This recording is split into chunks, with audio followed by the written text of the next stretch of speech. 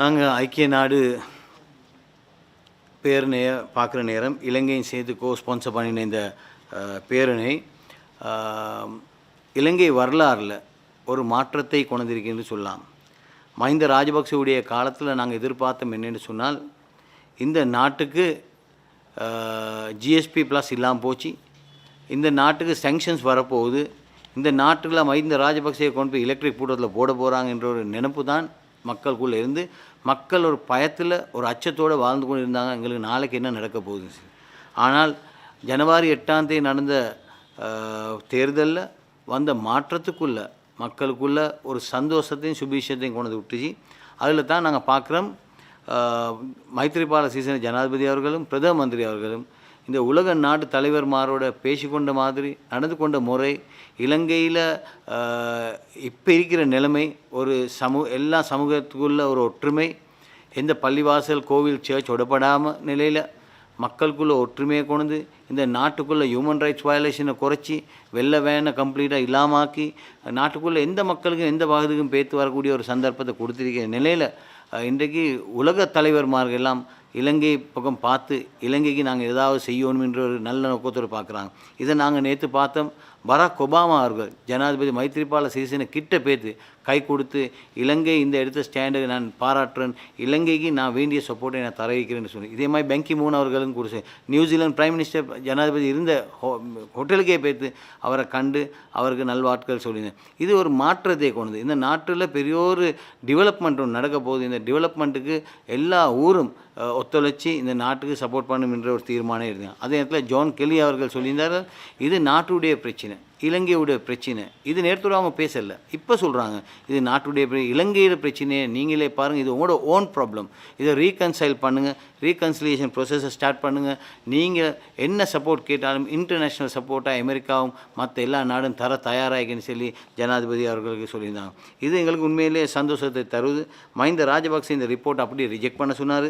அதே நேரத்தில் தனியாக எலெக்ஷன் கேட்டால் ஒரு காலமும் வெத்தேலா, விமல் வீரவன்ச, தினேஷ் குணவர்தன, வாசுதேவ நாணயக்கார, டியூ குணசேகர், திஸ்ஸ விதாரண, இவங்க 5 பேர் தொடர்ந்து இந்த ரிப்போர்ட்டில் ஒரு துண்டை எடுத்துக்கொண்டு தான் பேசுகிறாங்க. அதுக்கு தான் பிரதம மந்திரி நல்ல ஒரு மறுமொழி கொடுத்துருந்தார்.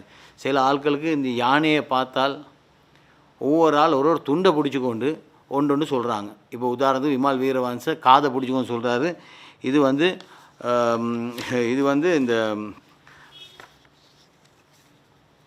வந்து குல வகைன்னு சொல்லி சொல்கிறாரு, காதை பிடிச்சிக்கொண்டு. ஒரு ஆள் பௌத்த பிடிச்சிக்கொண்டு சொல்கிறாரு, இது செவருமா இருக்குன்னு சொல்கிறாரு. ஒரு ஆள் அந்த டஸ்கரை பிடிச்சிக்கொண்டு சொல்கிறாரு, இது மோல்காமா இருக்குன்னு சொல்லி. இந்த மாதிரி ஆணையை பிடிச்சிக்கொண்டு 5 பேர் 5 மாதிரி சொல்லிக்கொண்டு போகிற நிலைமையை தான் நாங்கள் பார்க்குறோம். ஆனால் இந்த நிலைமைக்குள்ளே இந்த நாட்டுக்குள்ளே பிரச்சனை வராமல் எல்லா சமூகத்துக்குள்ளே ஒற்றுமையாக இருக்கக்கூடிய அந்த சந்தர்ப்பத்தை இல்லாமாக்குது. இவங்களுக்கு ஆக பெரிய பிரச்சனையாக இருக்கி சம்பந்தன் ஐயா அவர்கள் இன்றைக்கு ஸ்ரீலங்கா பாராளுமன்றத்தில் லீடர் ஆஃப் ஒப்போசிஷனாக வந்தே தான் அவங்களுக்குள்ள. அதனால் அவங்க வேறொரு கூட்டத்தை தனியாக எடுத்து ஒரு ஒப்போசிஷன் குரூப் ஒன்று செய்யணும் என்ற ஒரு எண்ணத்தோடு அவங்க செஞ்சு கொண்டு போகிறாங்க. இதுக்கு எந்த காரணத்தை கொண்டும் பாராளுமன்ற டெமோக்ரஸிக்குள்ளே அதுக்கு இடம் கொடுக்கக்கூடாது.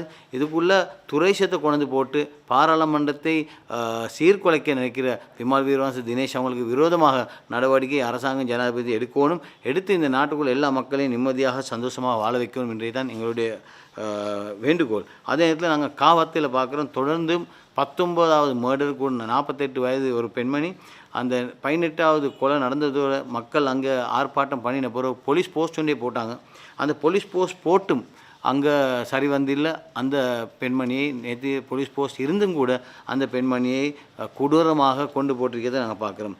அதே நேரத்தில் நாங்கள் பார்க்குறோம், ஐடிஎனுக்கு கொடுக்க வேண்டிய காசு ஜனாதிபதி அவர்கள், முன்னாள் ஜனாதிபதி மஹிந்த ராஜபக்சே அவர்கள், அது அவங்களோட ஒரு அமைச்சரே சொல்கிறாரு, இந்த தரகா கேபினெட்டுக்கு வந்திருக்காரு. அவர் சொல்கிறார், இந்த மஹிந்த ராஜபக்சேவுடைய கேம்பெயின் செஞ்சது அவர் தான் ஜனாதிபதி கேண்டிடேட், அவர் இதை கொடுக்கணும், ஐடிஎனுக்கு கொடுக்க வேண்டிய பேமெண்ட் கொடுக்கணும். எனக்கு அவர் மட்டும் இல்லை, இந்த கேம்பெயினில் மேனேஜர் ஐந்தவர் யார் இந்த கேம்பெயினை நடத்தினாரோ அவரும் இதுக்கு ரெஸ்பான்சிபிளாக இருக்கணும். இந்த காசு ஐடிஎனுக்கு கொடுத்தே ஆகணும்.